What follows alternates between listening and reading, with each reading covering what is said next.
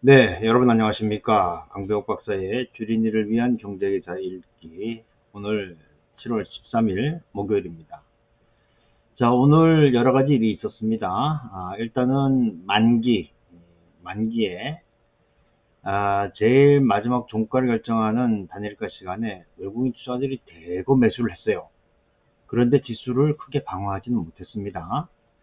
외국인이 팔고 기관이 매도하고, 이제 외국인이 사고 기관이 매도하는 그런 모습인데, 이건 이렇게 되다 보면 이제 내일 만기 후폭풍이 올 수도 있겠다. 오늘 매매된 것을 이제 다시 뒤로 바꾸는 그런 부분들이 생길 수가 있다는 것이죠.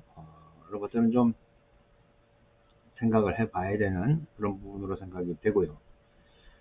어찌됐든 이제 만기를 오늘 지나고 나면 그 다음부터 이제 실적에 따라서 주가가 움직이는 그런 모습이 나올 것 같고, 오늘 또 금융통화위원회가 열려서 금리를 동결했죠. 좀 불안합니다. 왜 불안하냐면 미국 쪽에서는 이제 이번에 금리를 한번 더 올리는 걸로 좀 얘기되고 있잖아요. 물론 간밤에 나온 그 소비자 물가지수 좀 이제 둔화되는 모습이 확인하지만, 문제는 근원 소비자 물가지수가 그렇게 많이 떨어지지 않았어요.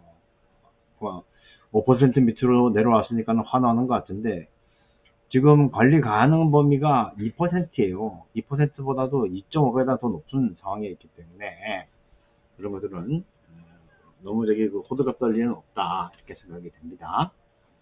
자, 시장이 끝나서 한번 잠깐 보도록 하죠. 지수 16포인트 올랐습니다. 코스닥은 13포인트 올랐고요. 외국인 투자들이 직전까지만 해도 순매도였었는데 순매수로 바뀌었어요. 금융투자 중심으로 해서 순매수가 들어와 있는 그런 모습이고요. 미국이 이제 금리를 그만 올린다 이런 얘기들이 나오면서 달러 인덱스가 급락했고, 원달러 환율도 오늘 많이 내려간 그런 모습을 보여주는 것이죠. 수급 방향을 보면, 자, 외국인 투자가들이 3일 연속 순매수예요. 이렇게 되면 외국인은 어찌됐든 간에 순매수로 돌았다, 내지는 이제 그 매도 추세는 아니다, 이렇게 판단해 볼 수 있습니다. 이건 방법이 없는 상황이고요. 우리가 이제 주목해서 봐야 되는 건 뭐냐면, 시간대별로 보면 이렇단 말이에요. 자, 외국인 투자들이 여기가 마이너스 574억이었었는데, 여기가 지금 이제 2120억 순매수잖아요. 그러면 그 합쳐보면은 약 한 2800억 정도 단숨에 순매수가 들어온 그런 모습이란 말이죠. 자, 그리고 금융투자 쪽에서 들어왔는지 어디서 들어왔을까요? 연기금은 팔았고, 연기금이 많이 팔았군요. 연기금이 많이 팔았고, 금융투자도 상당히 팔았네요. 금융투자도 5,300억 순매수에서 3,500억 순매수가 됐고, 연기금도 830억 순매수에서 마이너스 500억이 됐으니까 이쪽에서 보다 다 매매가 있었다. 금융투자와 연기금 쪽에서 매매가 있었다라고 이제 볼 수가 있는 것이고요. 업종별로 움직인 것을 보면, 이제 전기전자가 제일 많지 않은 게, 이게 참 마음에 걸려요. 이게 제일 많아야 되거든요. 기계 쪽, 주용구 쪽이 더 많았으니까, 이런 것들은 앞으로의 이 지수 움직임에 조금은 부담을 주지 않겠는가, 이런 생각을 하게 되고요. 차트를 보면, 사실 어제 병원에 갔다 온 다음에 방송을 하려고 했었는데, 제가 LGU 플러스를 쓰는데 한 4시간 정도 목통이었습니다. 도저히 방송을 할 수가 없는 그런 상황이었고요. 자, 일단 팍튀긴 했는데 스타가 나왔어요. 스타 별형, 이거는 좀 기분 나쁜 별형이죠. 주봉을 보더라도 일단 뭐 여기까지는 어찌됐든 간다고 말씀드렸으니까 지켜볼 일이고, 월봉도 지금 보면 이제 MACD가 확실히 좀 더 살아나는 그런 모습을 보여주는 거죠. 그러니까 지수가 팡 튀는 것은 아니다, 하지만 꾸준히 밀어 올린다. 그랬을 때 이제 삼성전자나 SK 하이닉스, LG 에너지 솔루션 이런 것들이 크게 가지 않더라도 밀리지 않아야 합니다. 밀리지 않고 일단 지수를 받쳐줘 놓고, 그래서 뭐 하루에 10포인트씩, 뭐 저기 그 15포인트씩 이렇게 움직여 가도 상관이 없는 거거든요. 그렇고요. 시가총액 상위 종목들 움직임을 보면 오늘 유가증권 시장에서 한미반도체, 한전기술, 야, 하나오션 이런 건 뭐 대단하네요. 이거 사실 예전에 대우조선해양 겁나서 못 샀잖아요. 그렇죠? 하나솔루션, 방산들이죠. 그리고 삼성 SDI, 두산 에너빌리티 이런 것들 많이 올라갔습니다. 밀리는 것은 뭐 특별히 밀리는 게 없고요. 코스닥 같은 경우에는 포스코 DX, 위직 스튜디오 이런 것들이 올라갔고요. 밀리는 거 크게 밀리는 게 없네요. 처음에 관심은 이제 에코프로 BM, 에코프로 이런 거 아니겠습니까? 에코프로하고 에코프로 BM이 실적이 잘 안 나왔음에도 불구하고 어제 많이 떨어졌다가 다시 이제 반등을 하는 그런 모습이에요. 단단히 붙어 있다 생각이 듭니다. 테마주들은 뭐 컨텐츠 매니지먼트나 화력 발전기 자재, 부산 에너빌리티가 들어가 있는 거죠. 반도체 후공정 장비, 한미 반도체 이런 것들이 올라갔고요. 조선해양 플랜트는 여전히 강합니다. 하나오션, 삼성중공업 이게 이제 주가 되고, HD 현대중공업하고 HD 한국조선해양도 괜찮고요. 오늘 뭐 미포만 저기 못 올라왔던 것 같아요. 미포만 오늘 보합이었다 이렇게 볼 수 있을 것 같습니다. 자, 그리고 달러 인덱스는 뭐 이제 금리 그만 올린다고 하니까 뭐 연준이 그렇다는 건 아니고 저기 그 시장에서 그렇게 받아들이고 있는 것이고요. 국제유가는 이제 그렇게 되면 이제 돈들이 좀 저기 그 위험자산 쪽으로 흘러나오는 게 아니겠나 이렇게 생각하는 것 같고, 현재는 뭐 말씀드린 뭐 달러하고 반대로 움직이니까 그렇고요. 자, 요게 문제입니다. 우리 저기 그 채팅창을 통해서 좀 그 만기 포지션을 보는 방법을 좀 알려달라고 말씀드렸는데, 요 저기 그 TR 코드는 영문 기준으로 0791예요. 투자자별 만기 손익 상세 이렇게 나왔단 말입니다. 이거는 언제 보셔야 됩니다. 맨날 보시는 게 아니고 만기 전 한 일주일 아니면 만기가 있는 주에 월요일부터 보시면 돼요. 월요일부터. 왜냐면 그 사이에는 포지션들을 잘 안 잡거든요.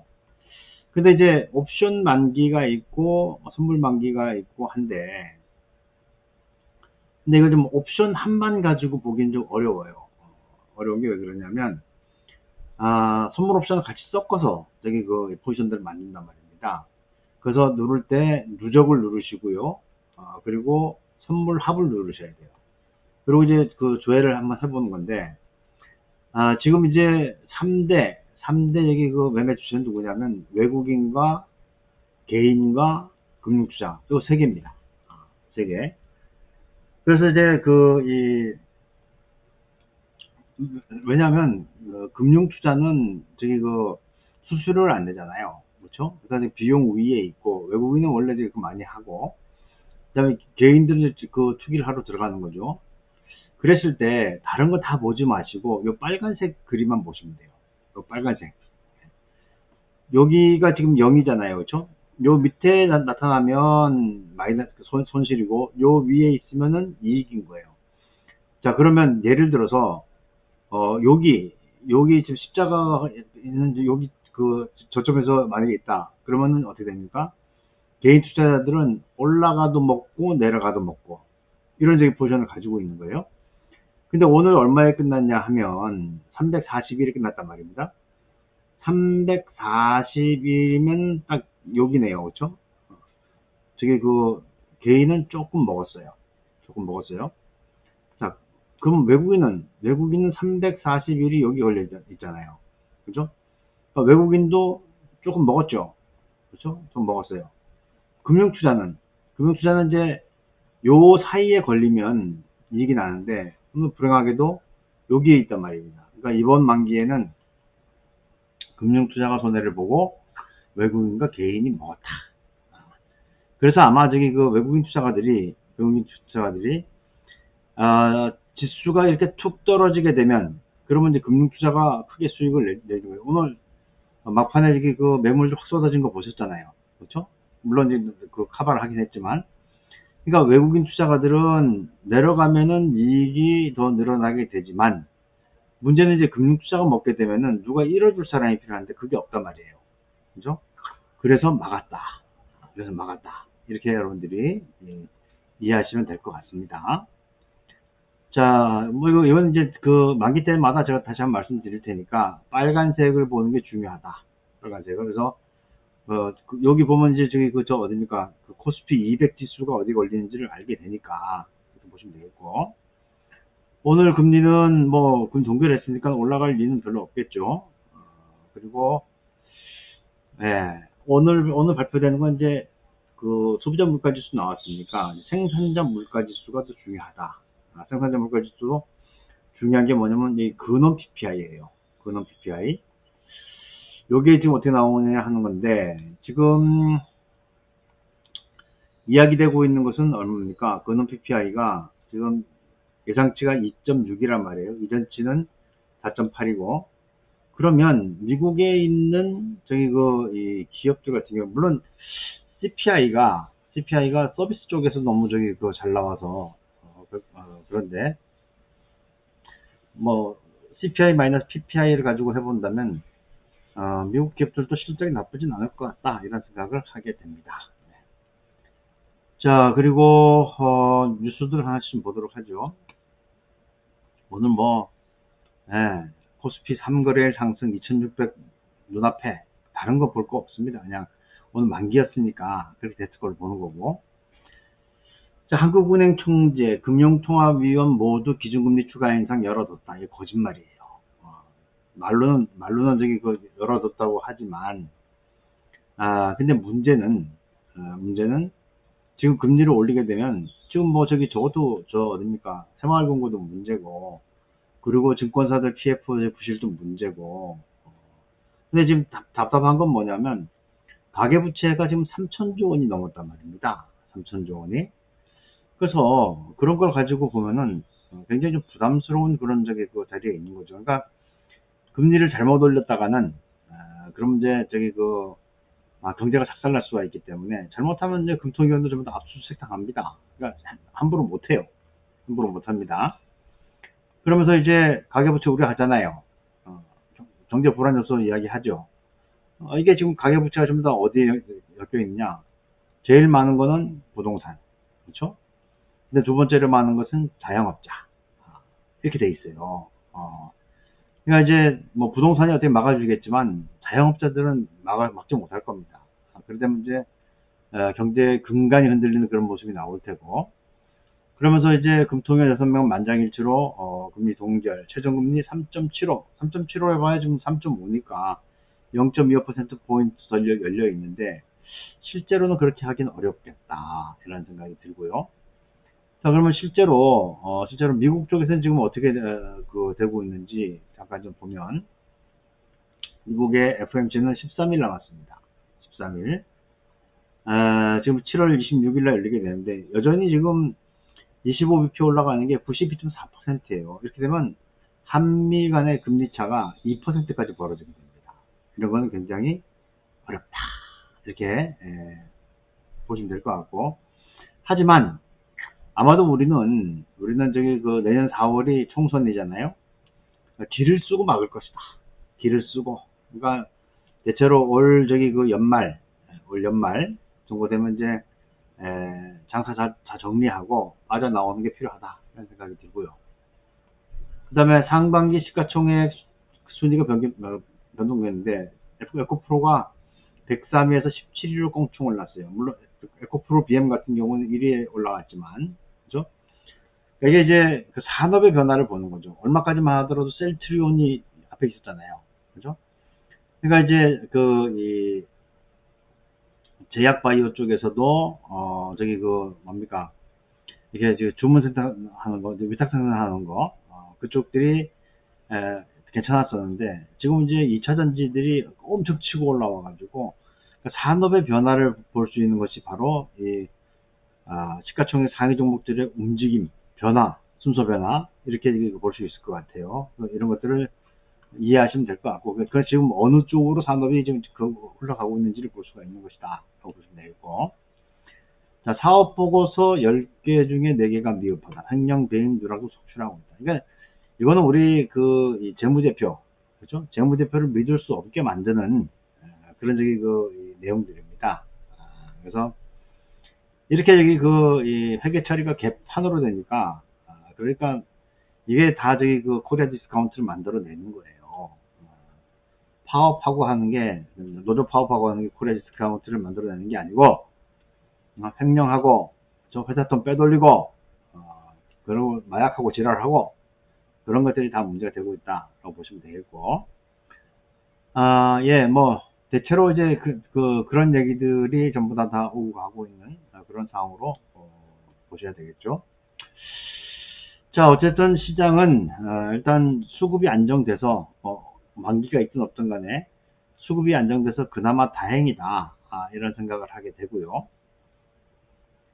하지만 우리가 주봉으로 봤을 때 자꾸 빨리 올라가야 되는데 자꾸 조금씩 내려오잖아요. 그래서 뭐 더 좋은 건 뭐냐면 얘가 아주 쭉 내려오면서 완전히 뛰어넘을 수 있으면 괜찮은데 그렇게까지 가지는 않을 수 있을 것 같으니까 일단은 뭐 좀 등락을 거듭할 수는 있을 때 올라가는 쪽으로 본다. 그런데 무엇이 올라가느냐 하는 거예요. 뭐 삼성전자나 이런 시가총액 상위 종목들을 땡기면은 수명이 짧고, 그렇죠? 걔네들을 조정을 살짝 보합 정도로 시키면서 다른 쪽에서 치고 올라가면 순환이 돌더라도 좀 더 길게 많이 먹을 수 있고, 이렇게 보시면 되고, 저는 뭐 여전히 자동차 조선 이쪽이 이 탑이라고 봅니다. 왜냐면 데이터들이 이렇게 나오니까 데이터를 무시할 수 없다, 이제 보시면 되겠네요. 자, 아무튼 뭐 만기 지내신다고 고생 많으셨고요. 저는 또 뵙도록 하겠습니다. 고맙습니다.